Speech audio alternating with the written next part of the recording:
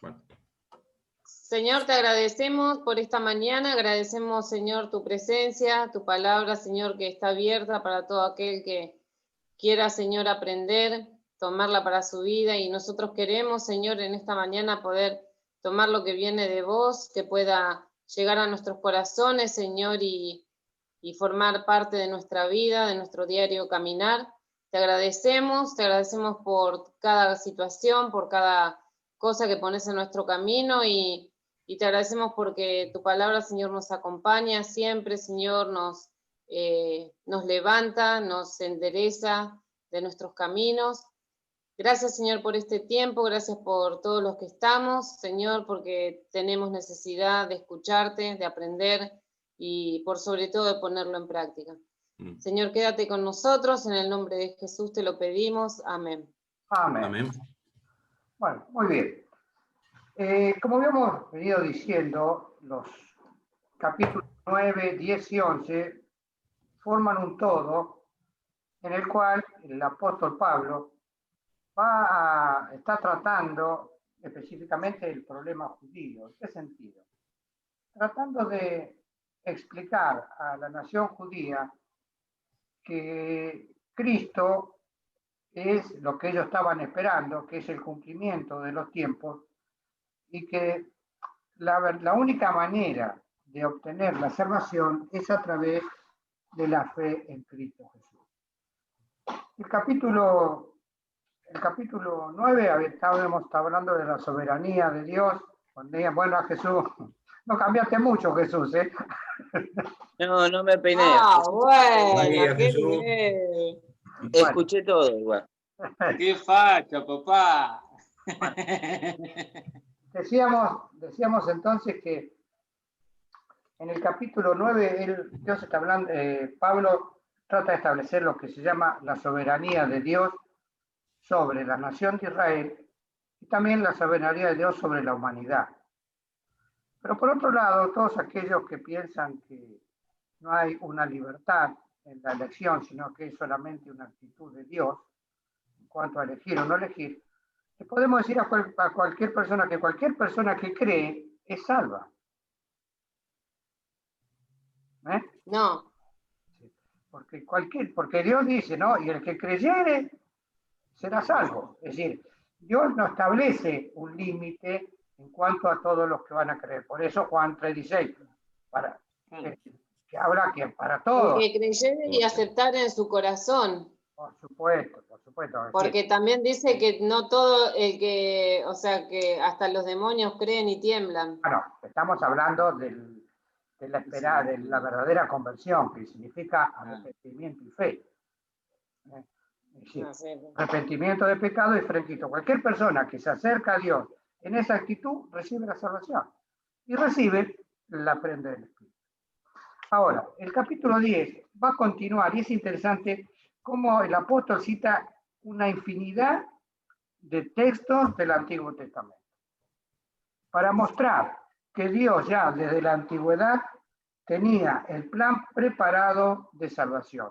No por la ley, porque por la ley lamentablemente no se podían salvar, sino por la fe. Primero con Abraham, recuerda que habíamos estado hablando de la fe de Abraham, ¿no? A través de Abraham, y luego ahora a través de Cristo. Comienza el verso 1 diciendo, hermanos, ciertamente la voluntad de mi corazón y mi oración a Dios sobre Israel es para salud. ¿Qué es lo que dice acá? El apóstol Pablo quería que toda la nación de Israel se salve. Ese era su deseo. ¿No es así? Porque yo les doy testimonio que tienen celo de Dios. Es decir, la nación de Dios, los judíos eran celosos de la palabra de Dios. ¿Pero qué pasa? Pero no conforme a ciencia. ¿Qué quiere decir? Pero no era un celo correcto de acuerdo a la palabra de Dios. Porque ignorando la justicia de Dios y procurando establecer la suya propia, no se han sujetado a la justicia de Dios. ¿Y eso habla qué? Eso habla ahora de todo lo que ocurrió en la nación de Israel, podemos decir, desde el año 100 antes de Cristo hasta los días del apóstol, donde había comenzado toda esta, los movimientos de los fariseos, el movimiento de los saduceos, que habían hecho de la práctica religiosa, de la práctica sincera de la fe judía, en un cúmulo de ritos y de rituales y de fiestas y de que muchos las cumplían sin saber que estaban cumpliendo o pensando que solamente con cumplir los rituales Dios iba a perdonar. Y Dios a la nación de Israel no la perdonaba por los rituales.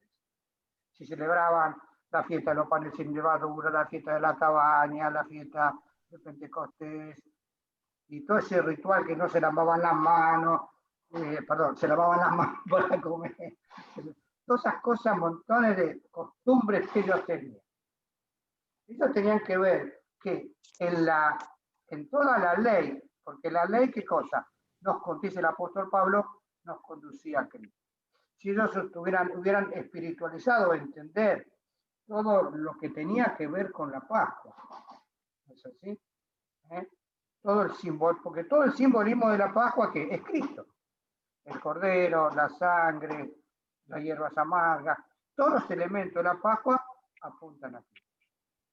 Y esa sangre de la Pascua que era llevada al lugar santísimo y era esparcida sobre el propiciatorio del arca, era para perdón de todo el pueblo.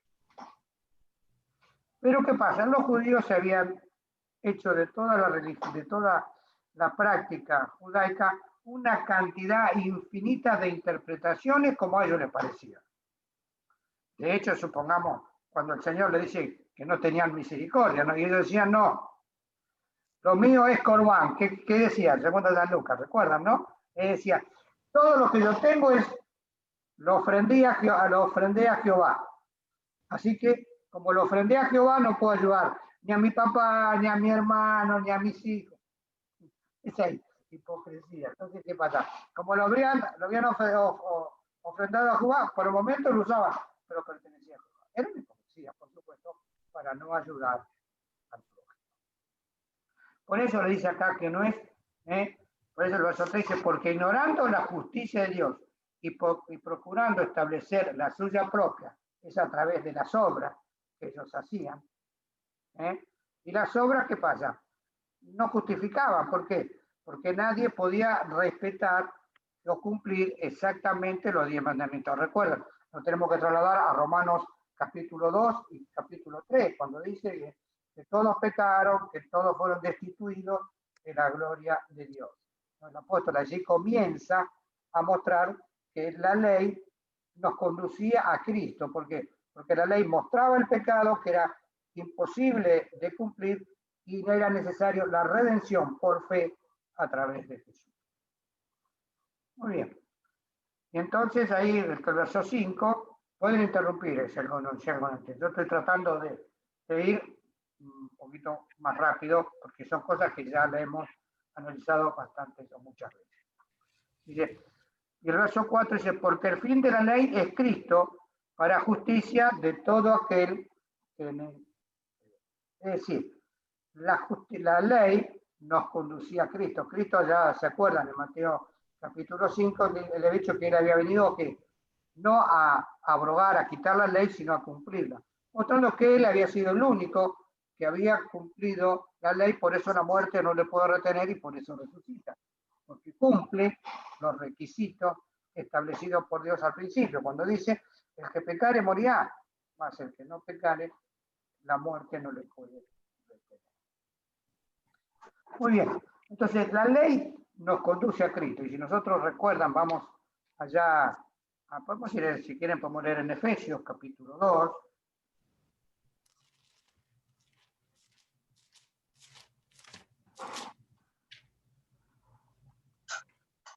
Acá nuevamente, el apóstol establece, ¿no?, la justicia en Cristo, ¿no? Dice en el verso 15, dirimiendo en su carne las enemistades de la ley, la ley de los mandamientos en orden a los ritos, para edificar en sí mismo los dos en un nuevo hombre haciendo la paz. Entonces Cristo terminó con la ley. Por eso ya en Gálatas, recuerdo en Gálatas, cuando ustedes leen la epístola a los Gálatas, toda la carta está hecha ¿para qué? Para mostrar la ineficacia de la ley y Cristo sobre la ley. ¿Por qué? Porque los Gálatas, recuerdo que como empiezan, ¿no? Sí, que estaba asombrado, que habían empezado en la fe y ahora trataban de vivir por las obras, a través, ¿no?, del cumplimiento de los ritos del judaísmo. Muy bien. Entonces, en verso 5 dice, porque Moisés describe la justicia que es por la ley, que el hombre que hiciera estas cosas vivirá por ellas. Claro, Moisés decía, bueno, si cumplimos la ley, nos salvamos. Pero ¿qué pasaba? Nadie la podía cumplir. Por eso todo el libro del Levítico. Bueno, el Levítico es toda la cantidad de ordenanzas que Dios establece. ¿Para qué? Para que el pueblo sea perdonado de sus pecados y de sus faltas. Y todos esos sacrificios que hacían, ¿a quién apuntaban? A Cristo. El verso 6, interesante, el verso 6 y 7 dice, mas la justicia que es por la fe, es así. No digas en tu corazón, ¿quién subirá al cielo? Esto es, para traer abajo a Cristo. ¿O quién descenderá al abismo? Esto es, para volver a traer de los muertos. Y eso hace referencia a una cita que se encuentra en Deuteronomio capítulo 30. ¿No? Porque si no lo asociamos a ese pasaje del Antiguo Testamento, cuesta un poquito a veces entender la cita, ¿no? ¿Qué era lo que quería decir? ¿No? Eso de traer a Cristo del cielo, sacarlo de los muertos. Si no se hace referencia a la claridad que tenía la ley con respecto al cumplimiento. Si vamos a Deuteronomio 11 a 14, Deuteronomio 30, 11 a 14. Si alguien lo quiere leer. Porque este mandamiento que yo te ordeno hoy no es demasiado difícil para ti, ni está lejos. No está en el cielo, para que digáis, ¿quién subirá por nosotros al cielo y nos lo traerá y nos lo hará oír para que lo cumplamos? Ni está al otro lado del mar, para que digas, ¿quién pasará por nosotros el mar para que nos lo traiga y nos lo haga oír, a fin de que lo cumplamos? Porque muy cerca de ti está la palabra, en tu boca y en tu corazón, para que la cumplas. ¿Qué quería decir eso? ¿Me entiendes? Se pueden asociar un texto con el otro. Sí. Es decir, que Moisés dice, bueno, este es el mandamiento, esta es la ley que yo a ustedes les estoy revelando. Cuando habla del mandamiento, habla de todos los mandamientos. Que están acá escritos. No pueden decir que están en el cielo, que lo tengo que traer al cielo para que se me revelen. O que están muy lejos del otro normal para que se me revelen. La palabra aquí está cerca. En ese sentido, dice acá este texto, más la justicia que es por la fe, dice así, es decir, no voy a decir que no entiendo la justicia de Dios porque está en el cielo y Dios y Cristo tiene que venir a revelármela, o que está en los muertos y Cristo tiene que resucitar a revelármela. La palabra está clara y está acá a la vista, que era el evangelio que traía el apóstol Pablo. ¿Entienden eso? ¿Les queda claro?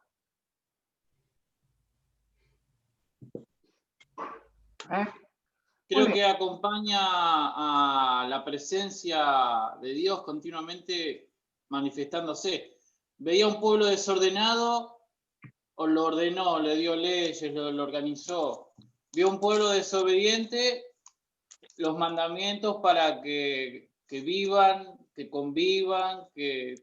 Creo que la presencia y la palabra siempre es cercana al hombre. No un Dios lejano, ni un Dios muerto, sino un Dios vivo y presente. Y como tenían toda esa revelación, ellos no podían decir que la palabra estaba lejos. Claro. Que la palabra estaba ahí cerca. El testimonio de Cristo ahora estaba cerca, se acercaba a ellos. Y el verso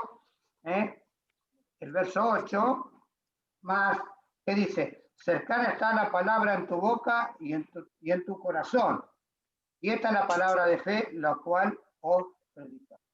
Así que la palabra de Dios estaba cercana. Por eso el apóstol le había venido a revelar a Cristo. ¿Quién era Cristo? Y el objetivo de Cristo, y su muerte vicaria, y su muerte expiatoria, y que había venido a cumplir y a terminar con la ley y a establecer la era de la gracia. Por eso dice en los primeros versículos, ya del capítulo 1, más el justo, ¿qué cosa? Por la fe vivirá. ¿Se acuerdan? Cuando empezamos, sí. A veces vamos atando cosas para que podamos ver la unidad que tiene esta casa. Muy bien. Ese confesar es, y acá fíjate, ¿cuál era la palabra de fe? Y acá muchas veces es interesante este texto. Que si confesares con tu boca al Señor Jesús y creyeres en tu corazón que Dios le levantó de los muertos, serás salvo. ¿Esto qué es lo que quiere decir? Esto muchas veces lo tomamos como una declaración de fe. Y es más que una declaración de fe. Es una actitud de vida. ¿Por qué? Porque si uno cree realmente en el corazón, puede testificar de Cristo. ¿Entendemos? Que tiene que ver con la verdadera conversión, que tiene que ver, es decir, no como a veces mucho ocurre hoy en día, si muchas veces nos ha pasado, vieron, en Navidad o en esas reuniones que hacemos, que se hacían, o que hacemos de evangelización, la gente levanta la mano, que cree en Cristo, y después no aparece nunca más por la iglesia. Entonces ahí vemos que es una verdadera conversión. Haber en ese momento declarado a Cristo con la boca. No.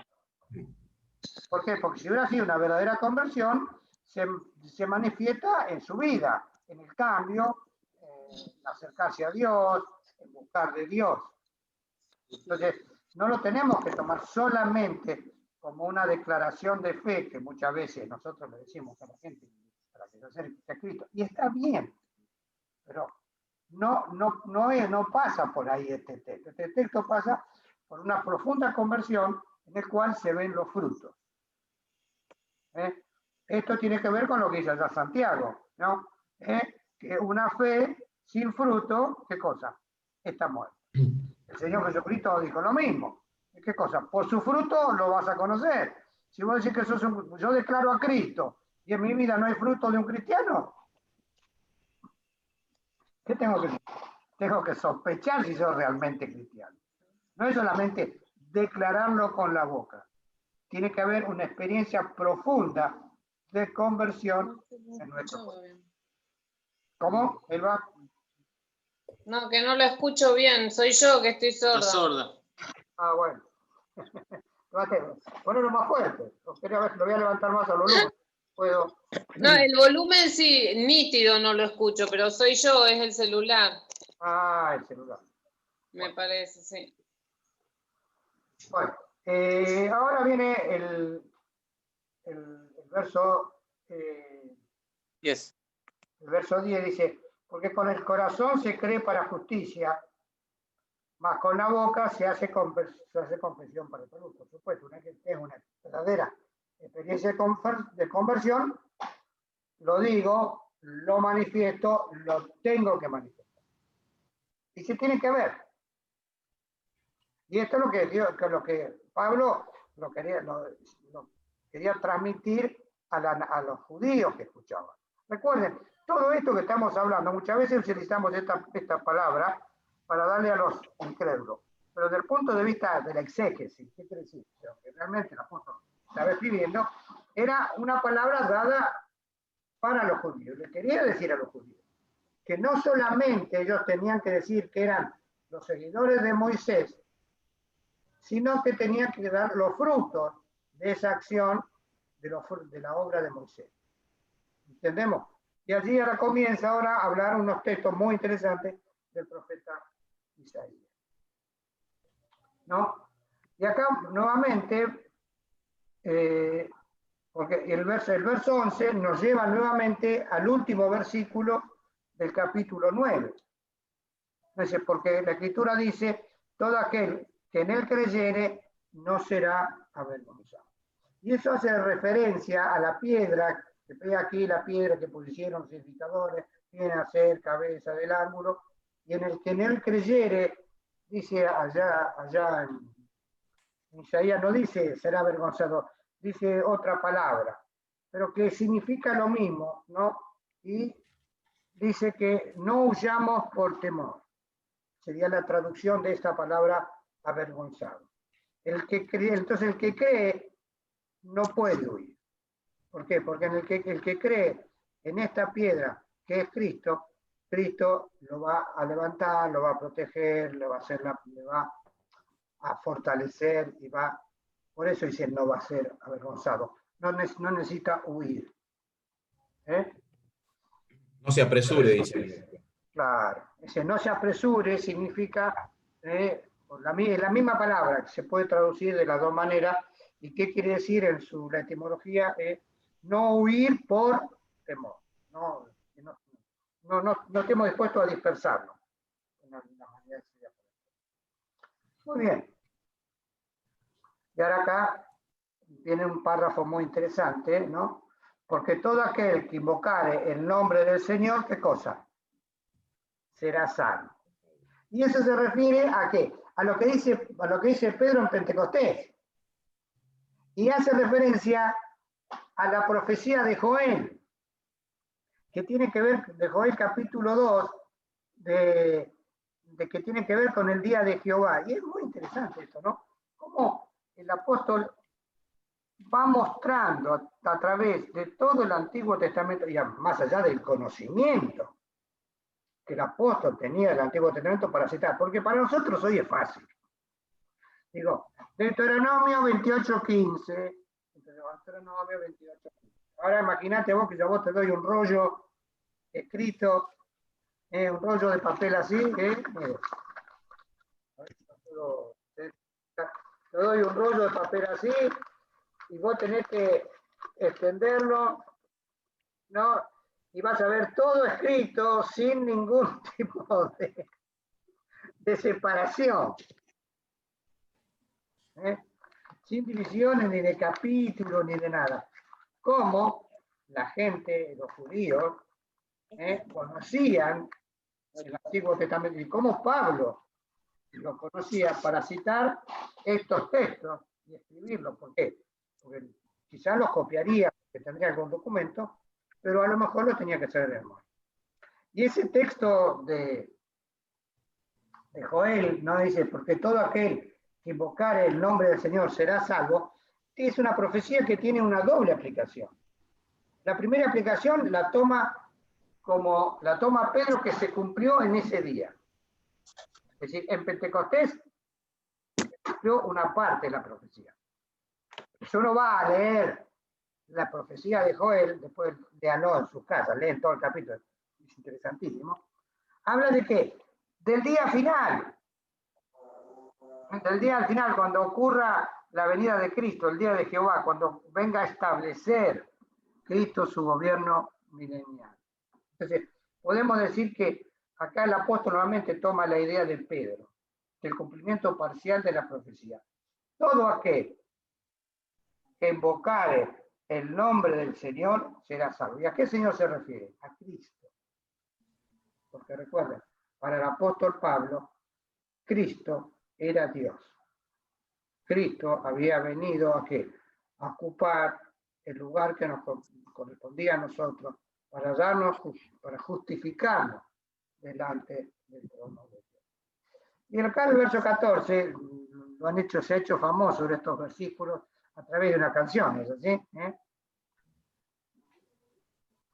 Esa canción enciende una luz. Muchas veces lo hemos cantado, y ahí el cantor, creo que Marco Witt, no me acuerdo bien, cita este texto. ¿Sí se acuerdan de eso o no? Que dice, ¿cómo pues? ¿Qué cosa? Léelo, Leo. 14 y 15. ¿Cómo pues invocarán a aquel en el cual no han creído? ¿Y cómo creerán en aquel de quien no han oído? ¿Y cómo oirán sin haber quien les predique? ¿Y cómo predicarán si no fueren enviados? Como está escrito, cuán hermosos son los pies de los que anuncian la paz, de los que anuncian buenas nuevas. Muy bien. Entonces, nuevamente, acá el apóstol, ¿qué hace? Toma, ¿no?, la cita de Isaías, ¿no? Y habla de Isaías 52:7, ¿no? Que habla del mensaje que ellos tenían que recibir. Y entonces acá ahora el apóstol Pablo es el que toma para sí esta frase y les está diciendo: yo soy el que le trae el mensaje. Porque ustedes, ¿cómo van a creer si alguien no les trae el mensaje? Por eso, ¿cómo pues invocarán a aquel en el cual no han creído? Es decir, Pablo ahora le viene a revelar a Cristo, que es el cumplimiento de lo que estaba, de toda la profecía del Antiguo Testamento con respecto a la salvación. ¿No es así? ¿Y cómo creerán en quien no han oído? Nuevamente les habla de Cristo. ¿Y cómo irán sin haber quien les predique? Él era el vehículo de predicación. ¿Y cómo predicarán si no fueren enviados? Él había sido el elegido por enviado. Hechos capítulo 9. Entonces, y por último, acá él habla del Evangelio de paz. Y Isaías habla de eso, del Evangelio de la paz. Es decir, vino a dirimir, es decir, puso la paz entre los judíos y los gentiles, haciendo uno, ¿no? En Cristo habla mucho de la paz. ¿De la qué? De la seguridad, de la paz, de la conversión, de la paz del nuevo nacimiento, de la seguridad en Cristo. Cuando los judíos estaban con el temor de la ley encima y con el temor de que estaba atrás el sacerdote, el escriba, el fariseo, diciéndole y metiéndole el dedo en la llaga. Recuerden lo que decía el Señor Jesucristo. Se lo decía a los fariseos: ustedes le ponen tanta pesada carga al pueblo que no lo ayudan, porque le ponen carga muy pesada, todas las cosas que tenían que cumplir. Y entonces, en el afán del cumplimiento de la ley, no había una ayuda para hacerles entender que la ley también los conducía a Cristo. Entonces, acá nuevamente esa cita de Isaías habla de qué? De las buenas nuevas, del Evangelio, de la paz que es en Cristo. Entonces, fíjense, acá hay otra reflexión, como dice el 16. Mas no todos obedecieron al Evangelio, pues Isaías dice: Señor, ¿quién ha creído a nuestro anuncio? Y ese texto de Isaías está en Isaías 53. Y en Isaías 53 es todo ese capítulo que habla del sacrificio del Mesías. Hay profecía más clara en cuanto a la muerte de Cristo que ese capítulo. ¿Vieron? Cuando lo leemos, yo por lo menos cuando lo leo me emociono. ¿Por qué? Porque veo cosas escritas 700 años antes. ¿Cómo tienen ese cumplimiento? ¿No? Entonces acá, allí comienza el Isaías 53, dice: ¿quién ha creído nuestro anuncio? Es decir, ¿cuán pocos creen en la palabra de Dios? ¿No? Porque no todo Israel se va a hacer salvo. Recuerden, hoy estamos bajo la gracia y los judíos, como los gentiles, tienen que experimentar la salvación a través de Cristo. Los judíos no se salvan ahora en esta dispensación, que es la era de la gracia, aferrados a la ley, o aferrados a las costumbres, o aferrados a los ritos. Yo les conté que hace como 3 años o 2 años me invitó una señora judía al Día del Perdón, a todo lo que ellos hacen en la sinagoga. Y después que salí de ahí, dije: son solamente preceptos de índole moral. Y esos preceptos de índole moral son los mismos preceptos de la antigüedad. ¿Qué significa? No hagas esto, no hagas esto, no hagas esto, no hagas esto. Tenés que perdonar. Pero ¿qué pasa? Después salen de allí y no conocen nada. muchas veces he hablado con esta mujer de Cristo y de los judíos y ni ella sabe lo que son los 10 mandamientos. ¿Me puedo hacer una pregunta, Ignacio? Fíjate. No sé si será cierto, pero yo vi en internet que los judíos, Isaías 53, no está en, no sé cómo se llama el libro que ellos usan para estudiar. ¿Qué dice que no está Isaías 53? Que ese versículo no está. Mira, eso no es cierto porque en los documentos que se encontraron en las cuevas de Qumran en el año 52, en 1952-53, se encontraron 12 manuscritos completos del libro de Isaías. Claro, pero como ahí aclara... 12 manuscritos del siglo I antes de Cristo, no del siglo después de Cristo. Eso fue no, así. no, sí. Y entonces esos manuscritos certifican que todo lo que figura en el libro de Isaías es cierto. Porque muchos hay una crítica, se llama la alta crítica o la crítica textual que se usa de la Biblia, dice que Isaías fue escrito por 3 autores diferentes. Y entonces dicen que muchos pasajes, cuando hay un pasaje que no les conviene, entonces dicen, no, este pasaje no se encuentra en tal o cual manuscrito. Pero tenemos lo que se llama el texto mayoritario. ¿Qué significa el texto mayoritario? Que si de todos los documentos que vos tenés, suponete, si vos tenés 10 o 12 manuscritos, y en 10 dicen lo mismo, y en 1 o 2 no lo dicen, ¿cuál es el texto mayoritario? Los 10. Sí. Pero muchos para justificar estas cosas, no, pero en uno no lo dice. Entonces, como en uno no lo dice, entonces por eso no está en nuestra lista. ¿Me seguís hasta ahí? Sí. Sí, porque a mí me llamó la atención que los que hablaban en el video, la mayoría eran judíos y decían que como que ellos tenían prohibido leer Isaías 53 porque como que ahí era clarito lo que decía de la venida de Jesucristo. Porque eso está hecho, es decir, los judíos se rigen por lo que llaman por los rabíes, por los intérpretes. Y entonces, muchos judíos, es decir, bueno, como dice el intérprete Ben Simón o Ben no sé cuánto, el nombre que tiene. Y entonces siguen la escuela de ese intérprete. Y ese intérprete judío acomoda a veces las cosas, ¿para qué? Para que cuando hay enseñanzas tan claras como sería 53, en la versión de los 70, ¿qué es la versión de los 70?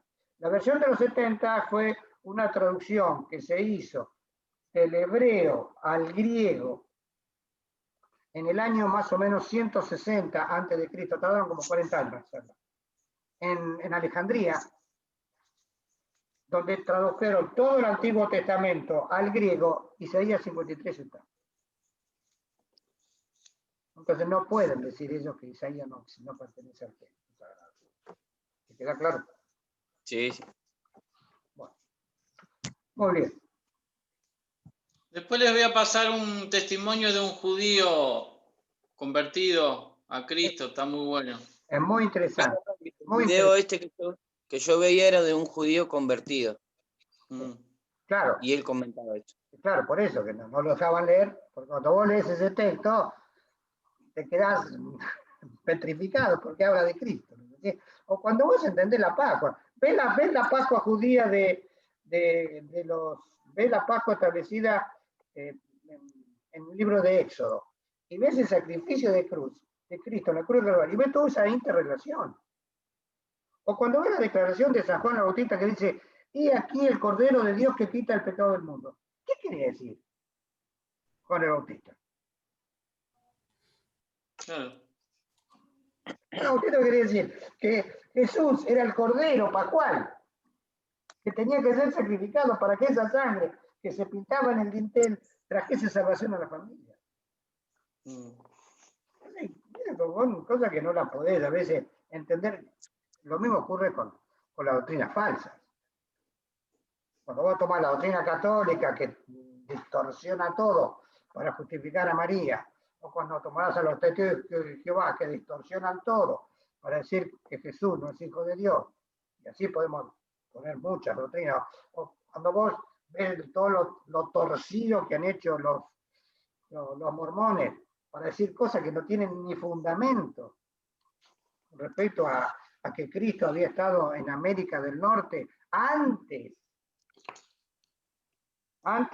de morir en la cruz del Calvario, una cantidad de estupideces sin fundamento, y bueno, eso sí. ¿Por qué?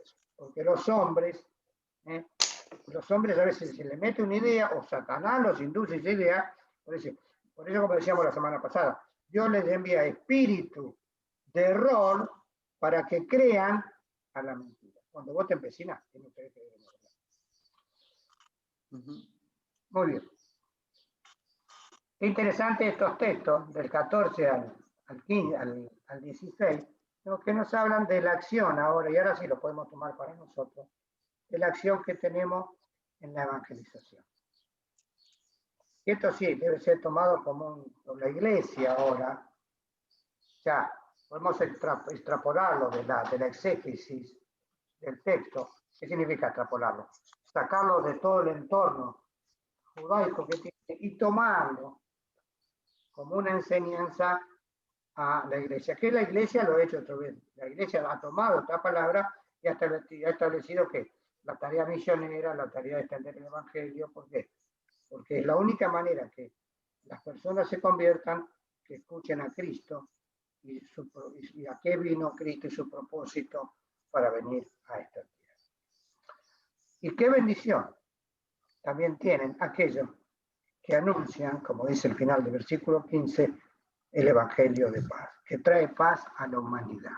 Aquellos que están a veces sin paz, por la muerte, por la salvación, por la enfermedad, o por cualquier preocupación.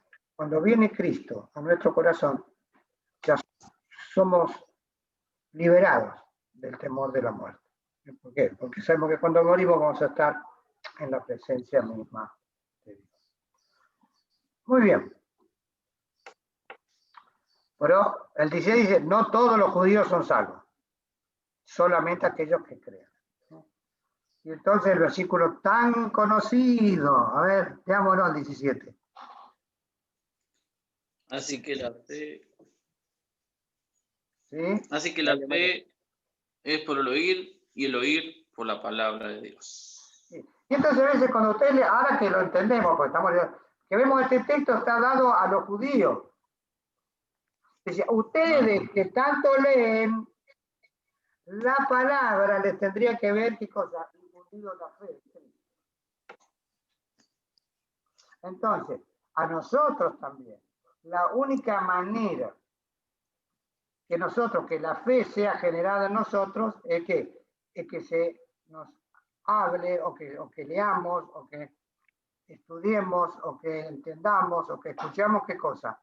La palabra. La palabra de Dios genera fe en nosotros.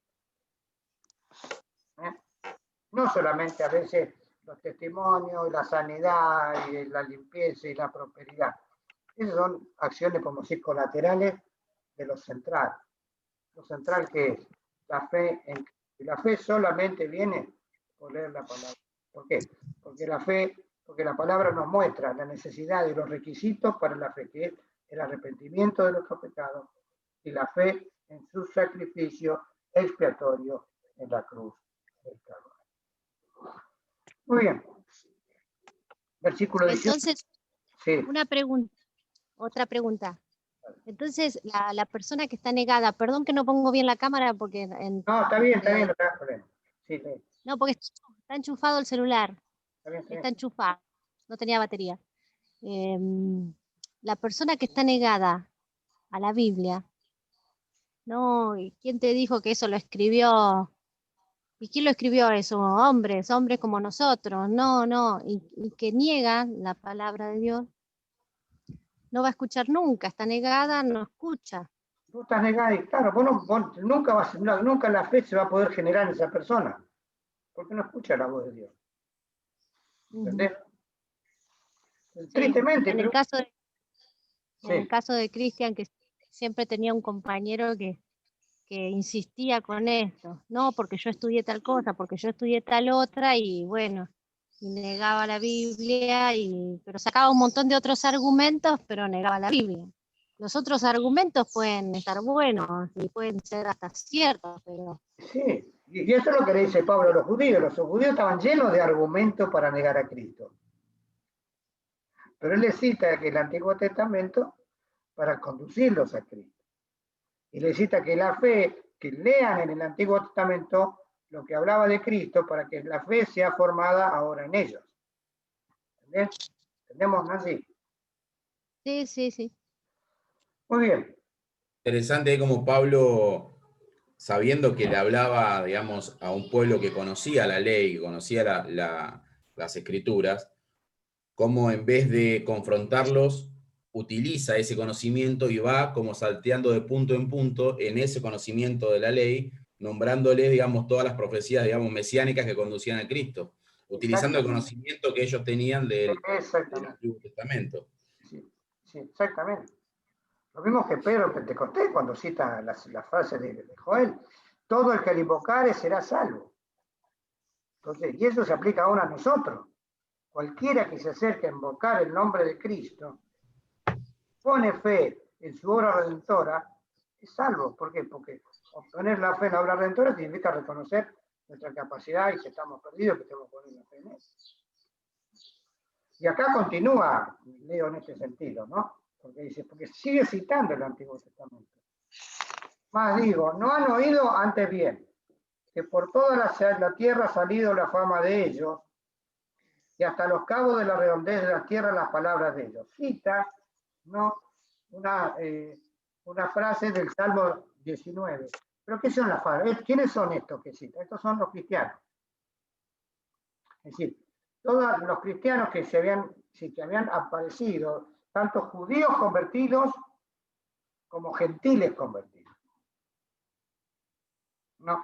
Que habían salido, porque imagínate, esto estaba escrito año 57. Habían pasado 30, 20 años, 20 y pico de años de la muerte de Cristo en la cruz del Calvario. Pero el apóstol Pablo ya hacía como 10 años que había estado evangelizando.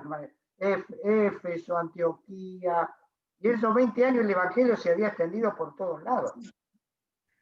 Entonces, ¿sí? En esa extensión del evangelio, por eso dice que toda la tierra había salido la fama de Dios. Que lo mismo Romanos después lo dice. Esa famosa carta de Plinio al César, ¿no? Habla de los cristianos, quiénes eran. Más digo, ¿no has conocido esto Israel? ¿No se dio cuenta Israel que todos los cristianos son el residuo fiel de Israel? Realmente Moisés dice, yo provocaré a celos con gente que no es mía. ¿Qué significa? Yo voy a ver si vos te convertís o crees cuando veas convertido a los incrédulos. ¿Recuerdan la experiencia la habíamos citado la semana pasada, la experiencia de Pedro con Cornelio? Pedro estaba escandalizado, no voy a comer de esto, que es inmundo. Entonces cuando Dios, Jesús, en la revelación le dice, Dios dice, lo que yo he santificado, no lo llames tú inmundo. Y entonces Dios ha deseado salvar a toda la humanidad. Entonces los judíos no pueden decir, no, la salvación es solamente para nosotros, porque tenemos un Dios nacional, es solamente para la nación de Israel. Con gente insensata os provocaré a ira, que es decir, con gente que parecía que estaba condenada, y él los iba a traer a la salvación. Y el verso en el 20, en Isaías determinantemente dice, fui hallado de los que no me buscaban. Manifiéstame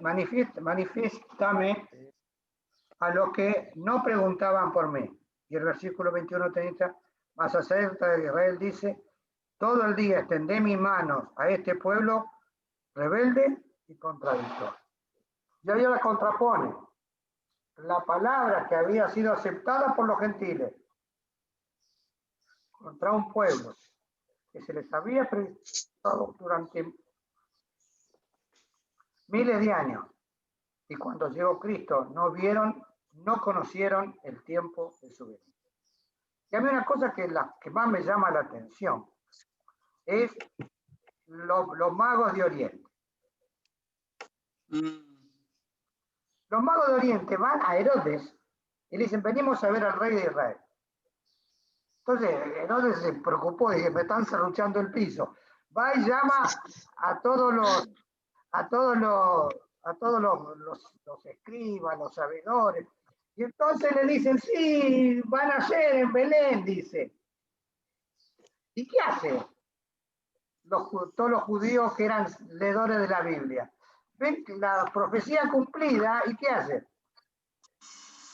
¿Se van con los magos a la casa donde estaba María y José?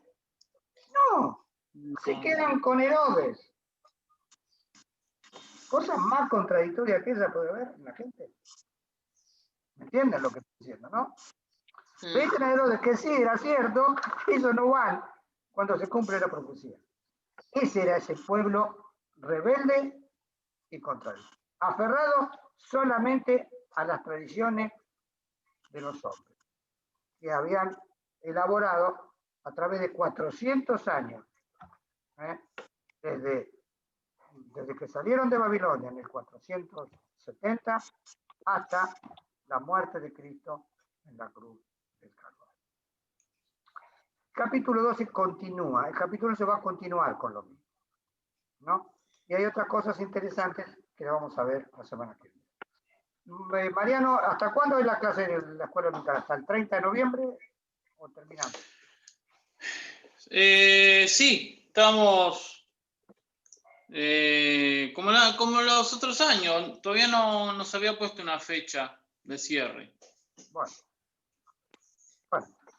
vamos, seguramente nos quedan 2 clases, llegaremos hasta el capítulo 12, que es otro capítulo central en Romano, ¿no? Porque los capítulos 9, 10 y 11, si bien hemos visto estos textos interesantes, que los usamos muchas veces nosotros, es toda una enseñanza que tiene que ver con el tema de los judíos. Pero el capítulo 12 ya se va a centrar más en nosotros y en la acción del Espíritu Santo sobre nosotros.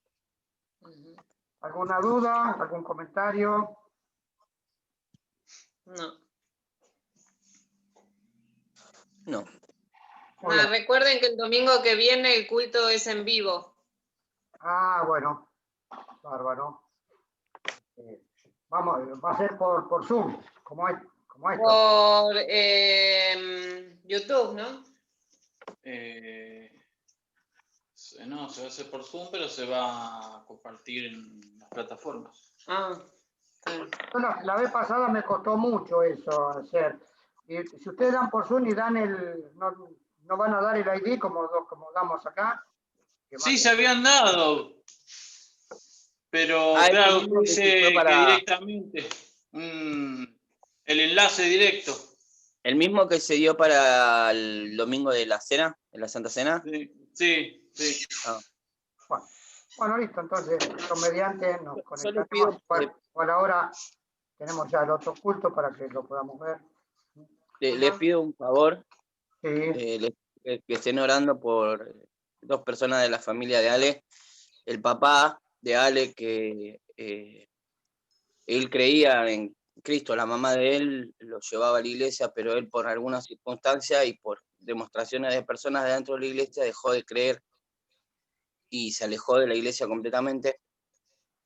Tuve una charla con Ale la otra vez, como que él quiere volver a creer, pero le cuesta mucho porque no le cuesta confiar en las personas.